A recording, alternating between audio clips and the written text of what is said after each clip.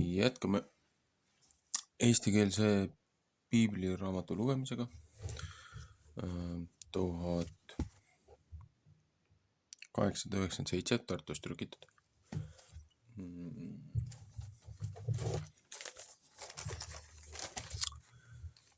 Kuues õpetusnädal Toldot, generatsioonid, prohvetite osa, Malaki raamat 1.1 kuni 2.7.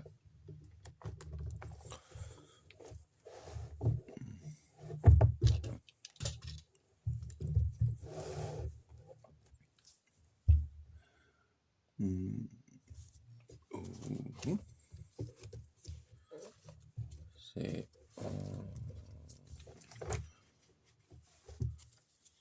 kus mu järjehoid on? Siin. Nii.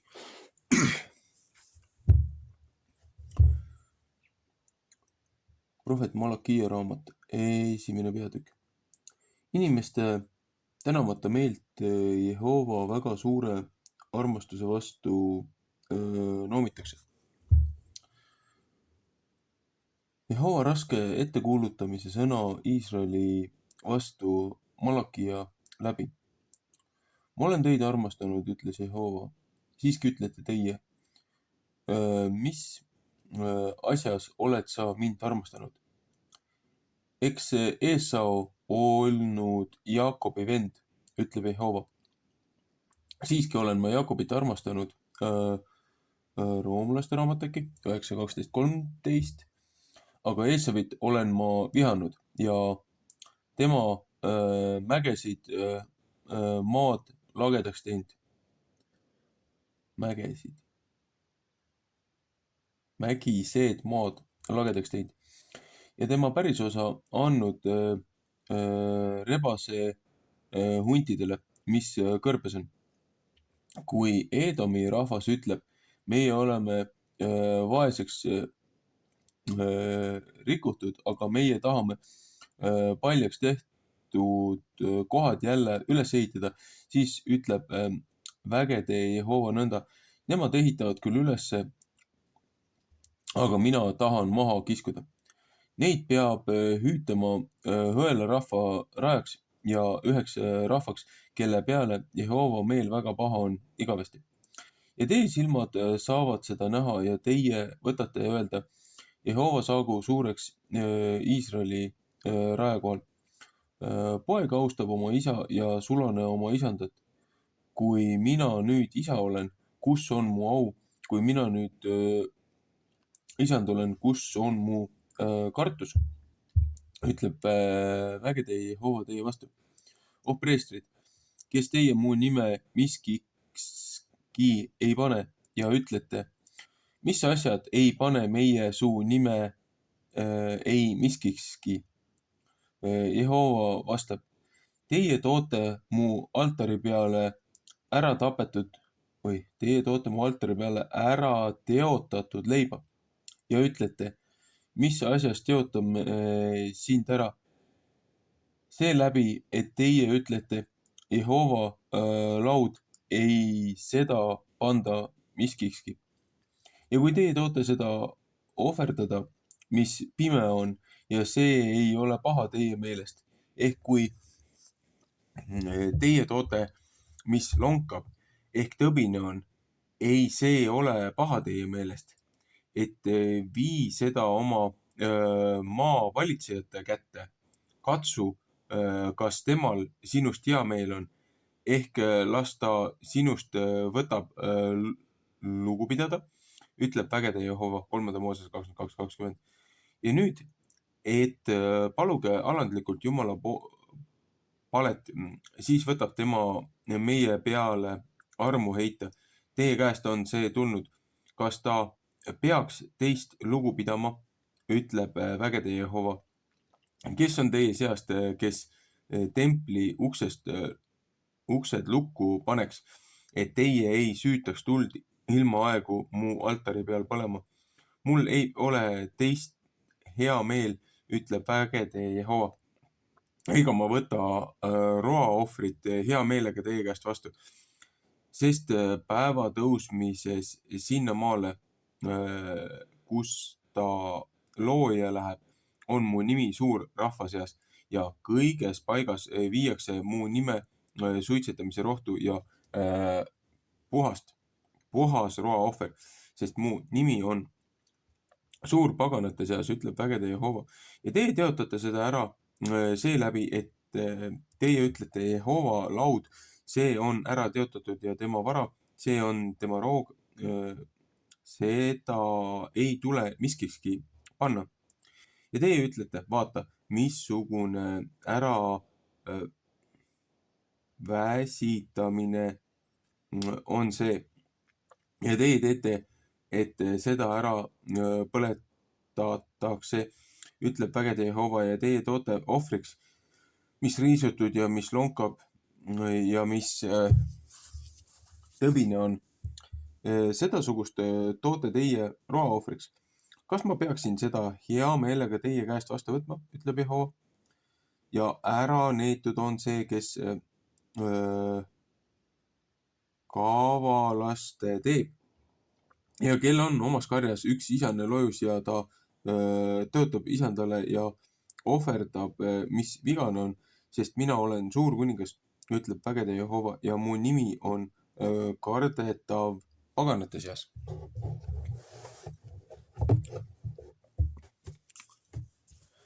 teine peatükk. palju süüd lükatakse preestrite ja muu rahva peale.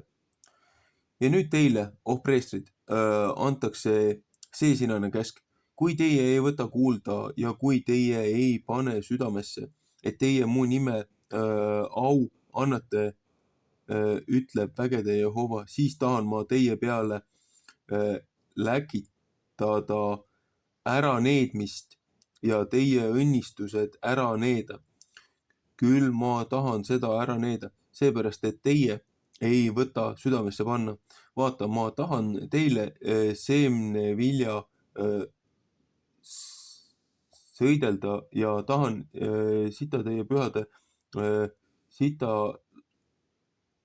laiale visata teie silmi, et teie teid enesega peab ära viima. et see teid enesega peab ära viima. Aamos 5.21. et teie peate tundma, et ma teie kätte olen läkitanud seesinase käsu, et mu seadus peaks jääma Leeviga, ütleb vägede Jehova. mu seadus oli temaga elu ja rahu seaduseks ja neid andsin ma temale kartuseks ja tema kartis mind ja tema oli ära ehmatanud mu nime pärast. tõe käsu õpetus oli tema suus ja kõverust ei ole leitud ta huulte pealt. rahu sees ja õiglase meelega käis ta minuga ja pööras palju ülekohust ümber. sest preestri huuled peavad tarkuse tundmist hoidma ja teised peavad käsuõpetust tema suust otsima, sest tema on vägede Jehova käsk.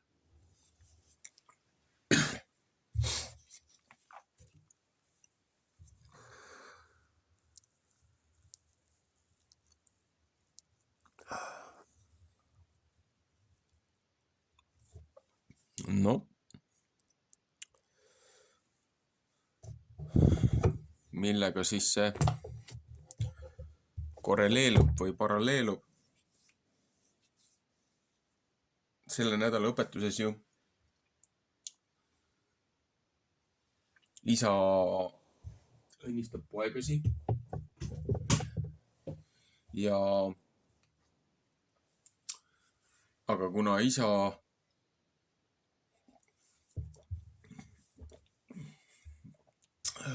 siis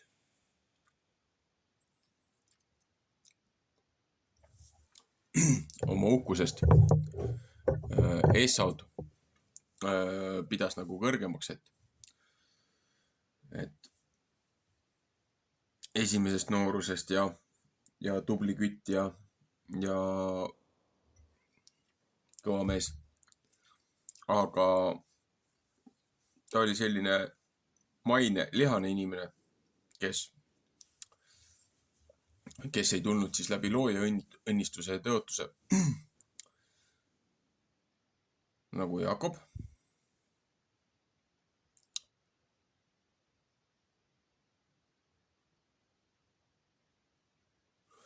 Ja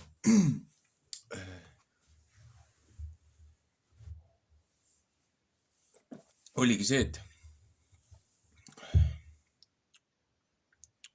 looja andis lubaduse või andis võimaluse, et siis see esmasündinud õnnistus läheks teisena sündinud lapsele. Tema oli küll jumalakartlik, ta küll ei tahtnud seda valkusega saada, aga see oli küll nii määratud. Ja kõigepealt ta sai siis nii-öelda ametlikult selle õnnistuse.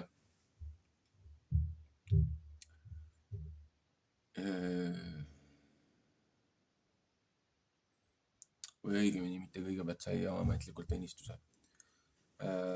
Esau ju müüs oma esmasündinu õnnistuse, müüs ju maha oma selle punase supi eest. Ja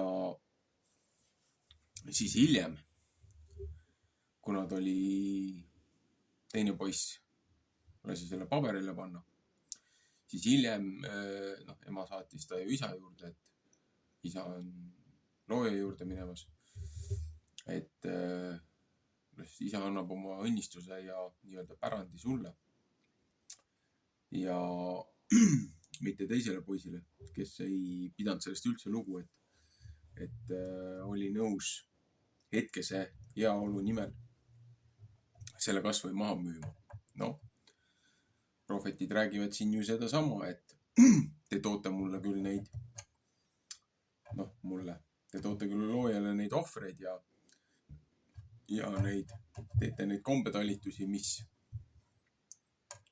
on kirja pandud, aga esiteks te ei jälgi juba neid punkti pealt nii nagu kästi, et toote siin puhta terve ohvrianni asemel vigase looma. Sama hästi võiks öelda, et meie süsteem täna, mis ta on, et meie peame ohvriandi andma nii-öelda sellele korrumpeerunud valitsusele, et meie peame neile seda õiget ausat raha maksma, mida nad niigi ebaseaduslikult juurde prindivad ja võltsivad ja varastavad. Aga kui meie hakkaksime ise seda raha trükkima, see oleks kuritegu. Et nemad küll seda oma trükitud raha ei aktsepteeriks. Aga ise nad võivad seda välja puristada nii, et vähe ei ole. Ja sellega meie kõigi kogu rahva siis väärtust devalveerida. See on juba natukene teine teema, aga see kõik on ju otseselt seotud.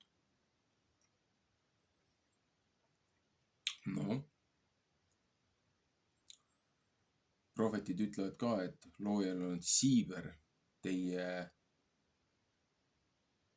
rituaalsetest kombetalitustest, kui teie süda ei ole õiges kohas, kui teie hing ei ole õiges kohas. Ja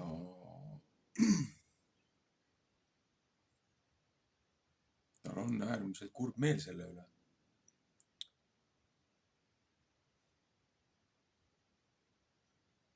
Et inimesed on selja pööranud.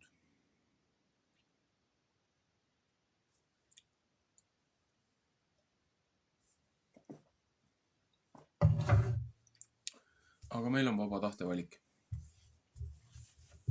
Ja meil on õigus küsitleda, miks need asjad nii käivad, miks need asjad naa käivad. Meil on õigus oma argumente esitada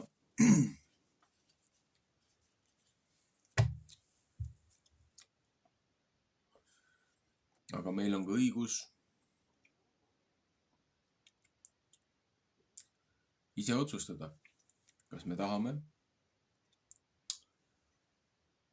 käituda õigesti, nii moraalselt kui eetiliselt kui spirituaalselt. Ja vastavalt sellele ka siis saada selle nii-öelda õnnistuse või siis pärandi, kuidas iganes seda nimetatakse.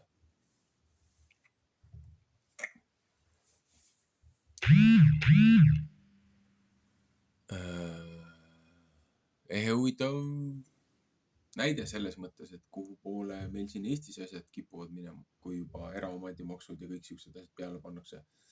Vähe sellest, et maamaks, mis on täiesti ebaseaduslik, täiesti põhiseaduse vastane, täiesti taasiseseisvumise eesmärkide vastane.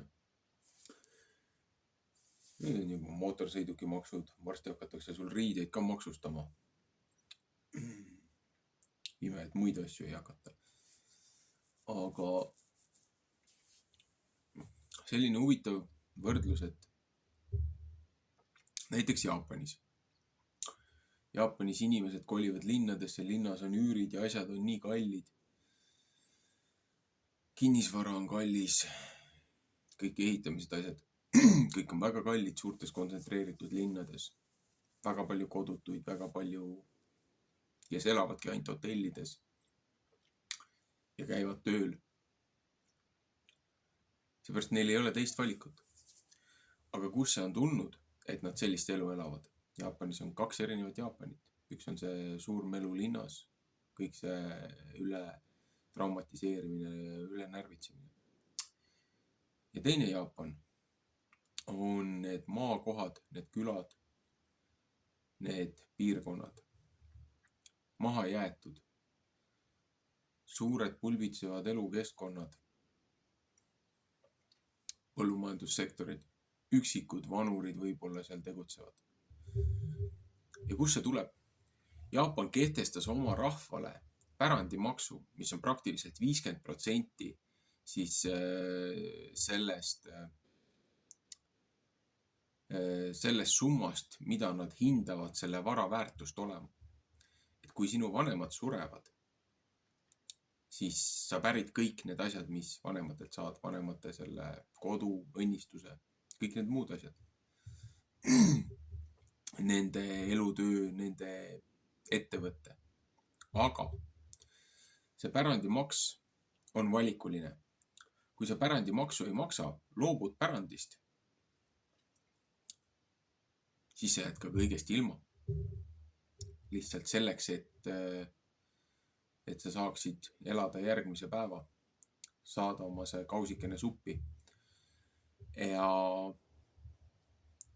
lastel ja järglastel ongi lihtsam loobuda oma pärandist, oma õigustest, oma kodust, oma mälestustest.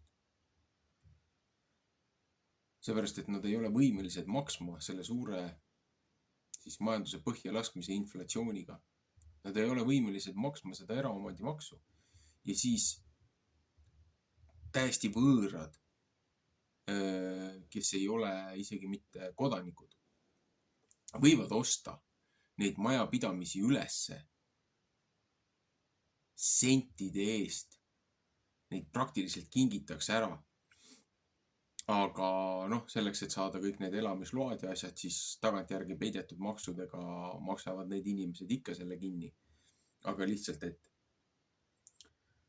et kui sul on mitmesaja 000 pärand, sul ei ole sellest poolt summat maksa, seda pärandimaksu. Ja siis välismaalastele müüakse see 200, 300, 400 euro eest müüakse maha.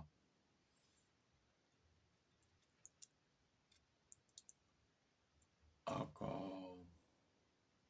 see on ju ühiskonna, kogukonna hävitamine, rahvusriigi territooriumi demoraliseerimine. ja inimesed pöörduvadki siis igasuguste nende teemonite, igasuguste jumaluste poole, et aidake meid välja.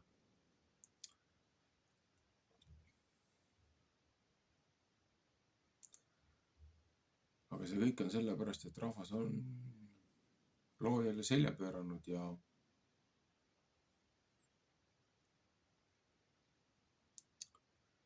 niikaua kui ei ole seda meeleparandust, niikaua lastakse seda asja aina hullemaks minna. Tendentsid ja trendid on olemas. Noh, näe, meil oli siin suvel suur sigade revolutsioon. Kes on jälginud välismuudiseid, kes ei ole. See samune asi põhimõtteliselt, mis siin Eestis ära tehti. Tehti Kanadas jaanalinnufarmiga. Et lihtsalt näidata rahvale koht kätte, et kui meie otsustame, et te peate oma kariloomad hävitama ja me ei lase isegi teil teisi või kolmandaid testimistulemusi teha, et lihtsalt perefarm 300 jaanalindu lihtsalt hukati, lasti hakkliha-masinast läbi. Sellepärast, et Kanada valitsus ütles, et need linnud on haiged ja kõik, kuigi seal ei olnud ühtegi haiget lindu. Selles mõttes ei olnud seda linnugrippi, ei olnud mingisugust inimestele tervislikku ohtu. Aga lihtsalt oli vaja hävitada. Samamoodi võta nüüd madalmaad.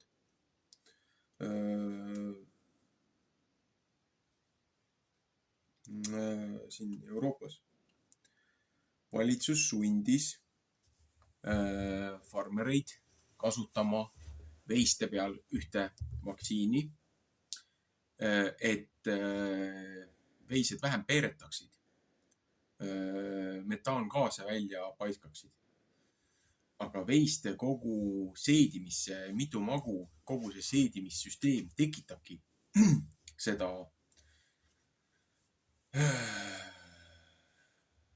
igasuguseid neid gaase ja asju, mis on vajalikud taimede, loomade ökosüsteemi taastoitmiseks.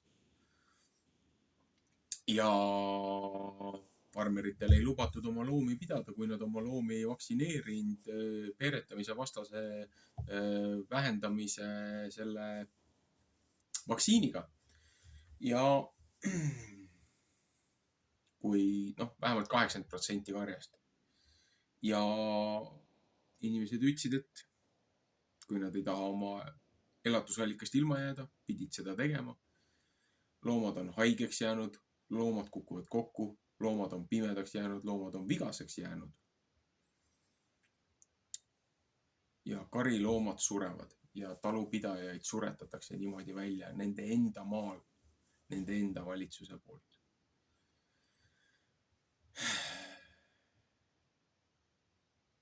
See on kõik sellepärast, et rahvas on keeranud loojale selja. Need seal valitsuses ei ole erandid, Eesti valitsuses ei ole erandid. Nad on meid maha müünud. Ja lihtsalt sellepärast, et neil lubatakse mingit head sooja kohta, et nende pere jääb puutumata sellest kõigest, mis on väga-väga pikk plaan olnud. Sajandeid pikk plaan olnud. Kõik need eugeeniksid, Fabiani sotsialistid, 200-300 aasta tagused raamatud, nende oma ulme sotsiaalteaduskirjandused. 80-ndatel oli ülikoolis, oli isegi Ameerikas oli täiesti õppeprogramm olemas. Changing Image of the Man. Kus need kõik asjad on sees.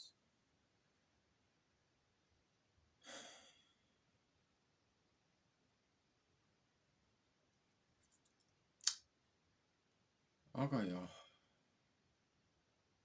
me rahvas on aetud kettasse, sellesse ohurežiimi, et kogu aeg on vaja joosta, kogu aeg midagi põleb. et nad ei saagi ratsionaalselt ja kainelt ja rahulikult mõelda. Nad ei saa tulevikku planeerida ja nad ei suuda ka hetkes õigeid jätkusuutlikke otsuseid langetada. Seepärast rahvas on hirmu alla aetud. Ja see kõik on sihilik. Olgu. Aitab küll tänaseks. Lugege Uut Testamenti, lugege Vana Testamenti. Vaadake muid allikaid. Ärge uskuge midagi, mis ma räägin. Uurige, otsige ise.